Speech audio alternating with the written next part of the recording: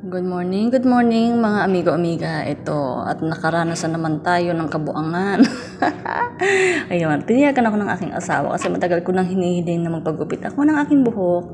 At ngayon naman, piniyagan niya ako ngayong araw na ito, nagupitin ng aking buhok. Sabi, konti lang, pero sabi ko, baka pwedeng iksian pa natin ako. So dahil nga piniyagan niya na ako, ito na, nagmamadali ako pagkatapos ng aking client ay inayos ko ng aking hair. Sinamantala ko yun. Kasi baka magbagong kanyang isip, sabihin niya, konti lang uli ang iyong gupitin mo ng haba kasi mahaba na aking hair. Actually, magko 4 years ko na tong hindi ginupitan. Minintain ng haba para lang makita niya kung mahaba ang hair. Pero actually, madaming beses na ako naggupit ng buhok ko. Siguro nabawas ko ng buhok niya mga 8 inches na rin. So ganun kahaba na rin nawala ng buhok sa akin na yun. Sa loob ng 4 na taon. At dahil masyadong excited na nga ang Ate Jam ninyo, ito, syempre nagsariling sikap ako. Pero syempre alam ko na hindi ko kakayanin, hindi magpapantay. Kasi hanggat maaari gusto ko konti lang talaga ang bawas after ko magupitan. So DIY, pinaayos ko doon sa aming cleaner. O pantay na ba? Sabi niya, okay, pantay na. Why don't you make it little bit longer? Sabi niya.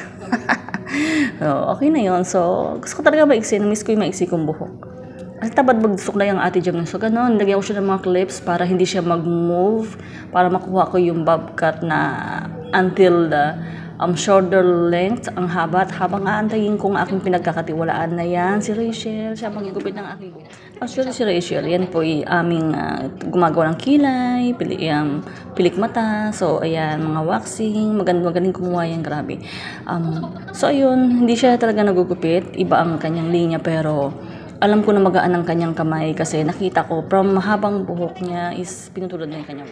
So ayun, sisimulan na. Actually, buhok ko ito pero siya ang kinakabahan. Kasi ang haba-haba nga talaga ng bawas at maayos mo na ng buhok. Healthy ang aking hair. Tapos binawasak ko ng ganon.